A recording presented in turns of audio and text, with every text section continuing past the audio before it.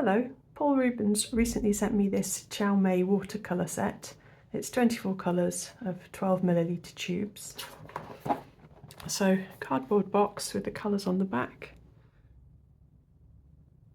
And in English we've got a name, and then we've got stars, presumably for the light fast information, pigment information, and an opacity symbol.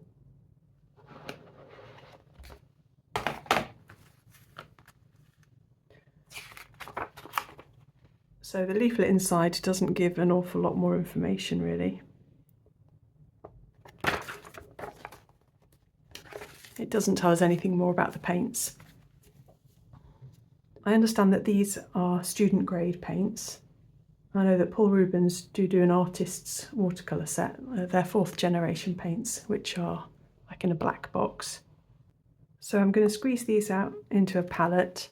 I cleaned off this Mijello palette. I'm going to fill that and I guess just put the spares in the lid. I'm doing a little painting class with some ladies I know, so it'll be good just to have some different watercolour paints to spread out among us. So let's take a look at the consistency of them straight out of the tube. This is Chinese white, not titanium white. I'll just speed through this bit because I've drawn our chart with all the information on and the names for swatching them out in a minute.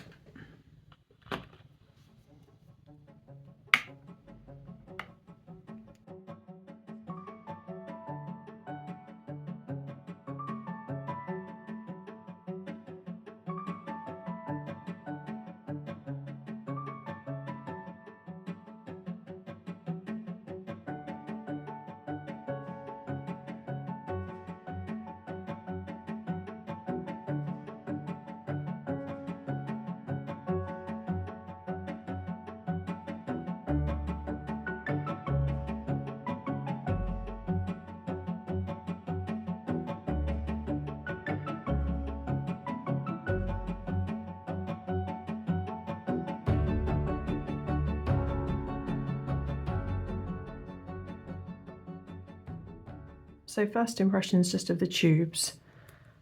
They feel like fairly standard metal tubes. I like the lid, came on and off easily enough. A couple of the paints had some minor separation. I'd say that they are quite runny paints. 1 or 2 were a little bit stiffer. So I'm swatching them out here onto Canson XL watercolour paper, and I'm using a Princeton Neptune No. 8 round brush. I've only put a black line in for the white because I don't actually find that they're that useful in helping see opacity with the other colours. So the white was Chinese white, and I wouldn't expect that to be particularly opaque anyway. I'm going to paint quite a thick square of paint at the top of each box and then come in with a clean wet brush underneath and just see how the paint flows down into it. The lemon yellow that I've just painted is PY175. All of my regular lemon yellows are PY3, except for Winsor Newton's Winsor Lemon, which is also PY175. In all honesty, I'm probably not the best person to give much commentary on cadmium colours, especially the yellows and reds, because I don't particularly enjoy using them.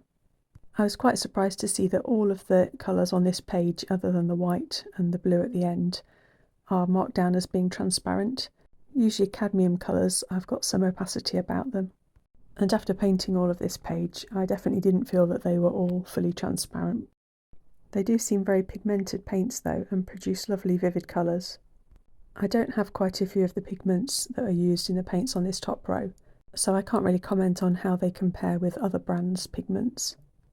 One thing I did notice after swatching all of the paints out though, is that they have a kind of stickiness to them, which I don't think I noticed so much with my professional watercolour paints, even those containing honey. I don't know what binder is used in these paints, but it just felt like I had to work that little bit harder to get the colours to mix and flow into the water. It's not a huge criticism, but as someone who really enjoys fast flowing paints and paints which kind of dissolve into the water super quickly, it's a less enjoyable feature for me.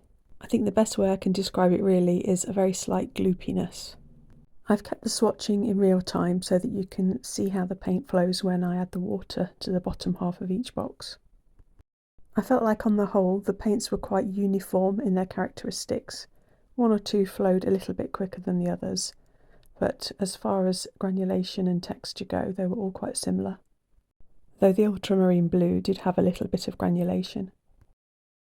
Almost all of my watercolour paints are professional or artist grade ones, so I am comparing these to quite a high standard of paint. And so for a student grade watercolour, I'd say that these are actually incredibly good. There wasn't any chalkiness to them, and there was only a tiny amount of flocculation, which is kind of where little particles stick together, but in a different way from granulation, where that tends to settle more into the dips in the paper. It's something I've noticed sometimes about student grade paints, and as I say, it wasn't particularly noticeable in most of the paints, maybe a couple of the browns and green.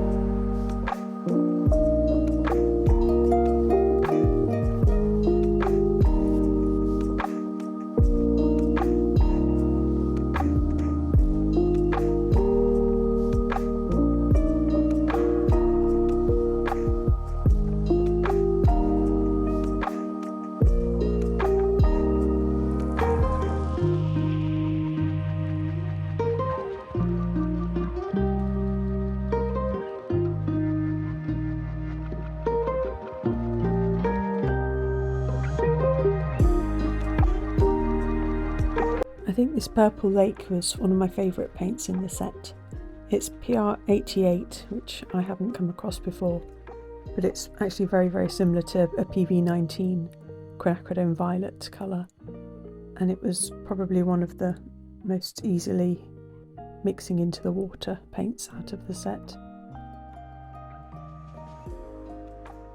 In contrast, this cerulean blue hue, PB15, was quite a strange paint. It was very opaque and sluggish and not like a normal PB15.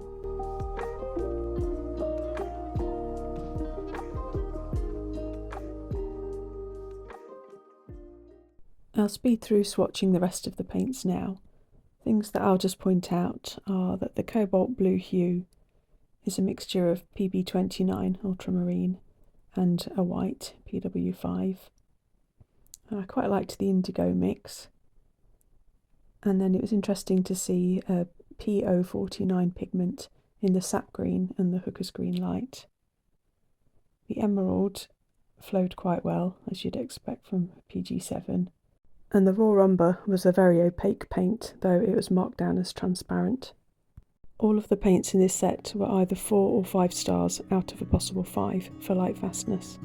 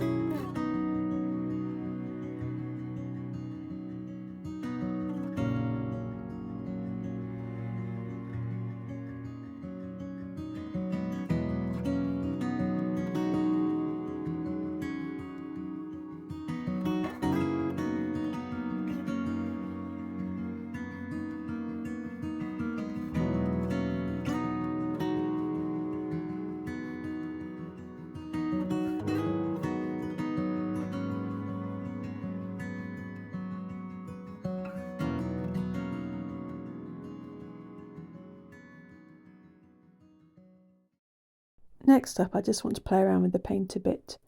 I'm painting water onto the paper first of all, and then putting drops of the Qiaomei permanent rose into it. Then I do the same again, but with Daniel Smith's quinacridone rose. They're both PV19 pigments.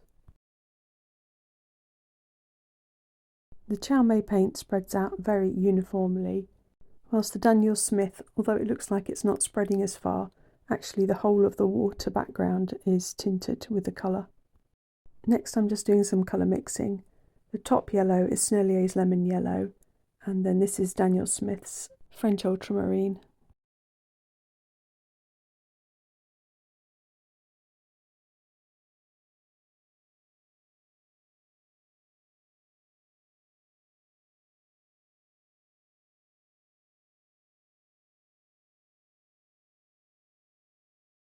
And then I've got the Qiaomei Lemon Yellow and Qiaomei Ultramarine.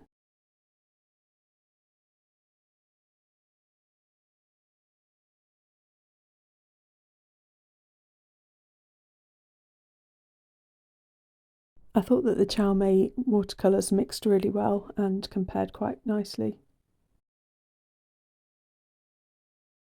Next up I thought I'd do a quick couple of flower paintings using Wildflower watercolour, a lovely book by Shushma Hedge for inspiration.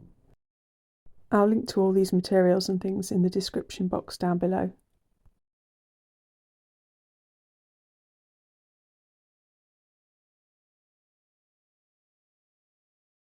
I think because I liked the purple lake paint, I decided to paint some little purple flowers. I'm mixing the purple lake with a bit of ultramarine here.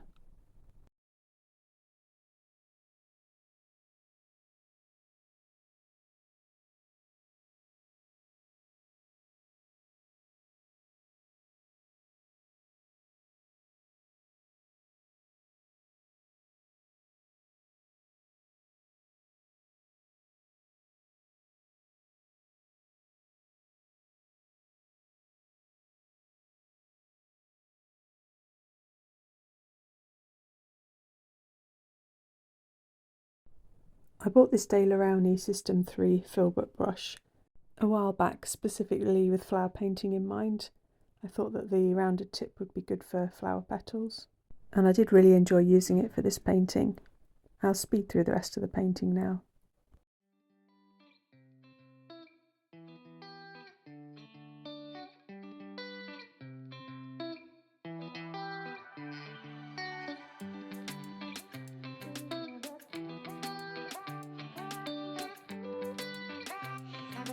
For the vine stems, I use this Series 402 No. 2 brush from Rosemary Co.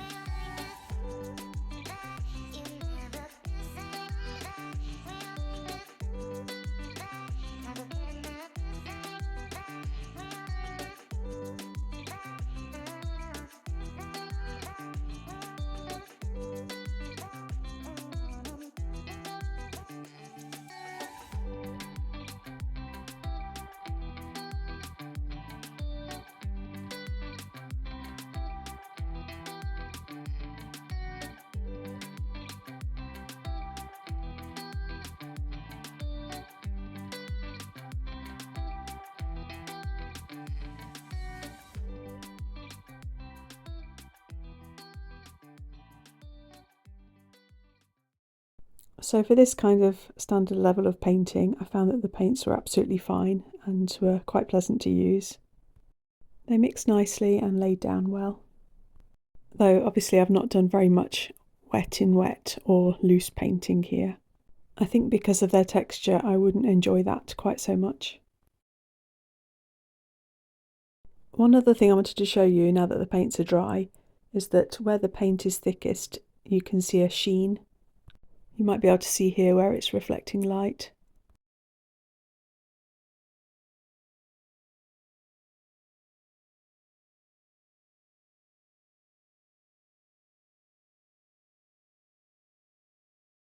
I'm not sure if you can see it here too slightly in the finished flower paintings.